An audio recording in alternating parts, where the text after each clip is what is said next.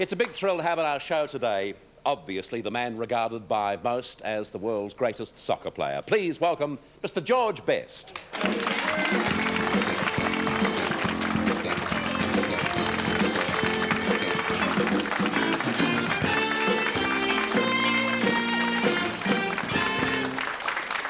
How are you doing? Pretty good, yeah. Nice to be back here again. Yeah, it's good to have you back in Australia. You played yesterday an exhibition match. How do you feel? Okay. The old legs are a bit sore, but it was a worthwhile cause. We played for handicapped kids. The weather was pretty bad, but we got a good crowd and got some dollars for them, so it was worthwhile. Yeah. George, how long have you been in Australia this time, on this visit? This just coming up to about a week. Right. Now, we see you there, incidentally, playing in that exhibit. Oh, pretty heavy turf, eh? Yeah. Whereabouts was it?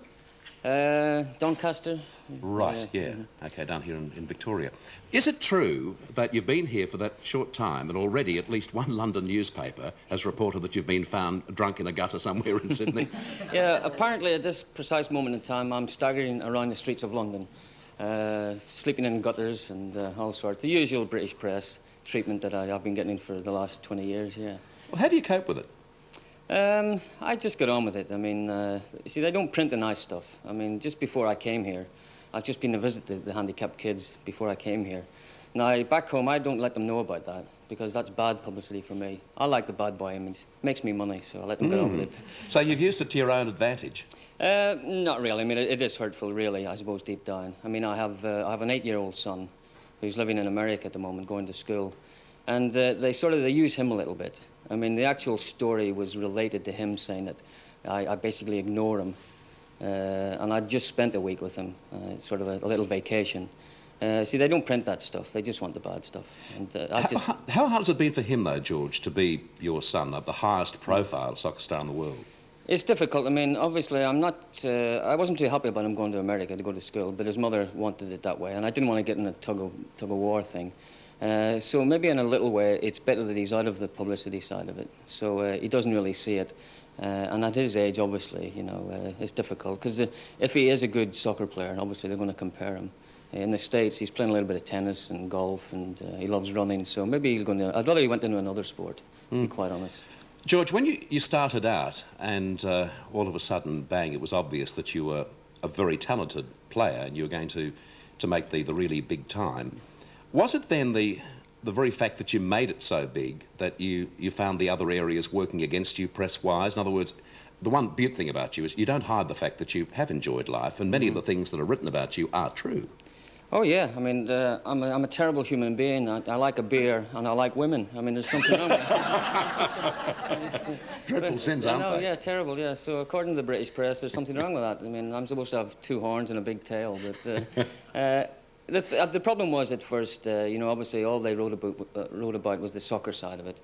And then when I had problems on the actual playing side of it, the off-the-field activities was getting more publicity than the soccer.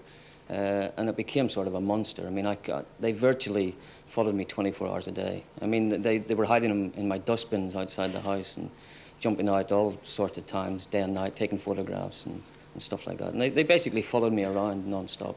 How do your teammates react to this sort of thing, or especially back in those years when you were getting all the publicity? Did you have good mates, or were they envious? I was lucky because the team I played for at the time, we had some great players. We had probably 3 or 4 of the best players in the world at the same time.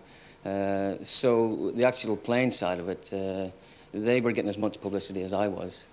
But as I say, it was the off-the-field stuff that, you know, I still got on very well with all my former teammates and see them pretty regularly. And there was no animosity at all because we all played for the same end, really, for the same team.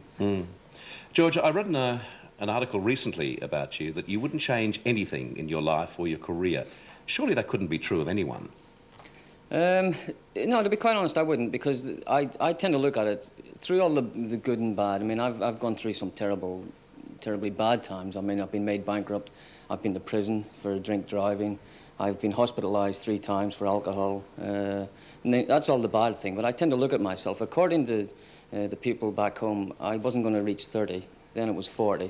Now they're talking about 50. How old are you now? I'm 43. And still drinking? Yeah. Very heavily? Not as much. You know, I used to drink to get drunk. No, I drink for fun. I've been here a week, and the last time I came here, I had a right few beers. This time, I think I've had a total of about 6, 7 beers. You're spacing yourself.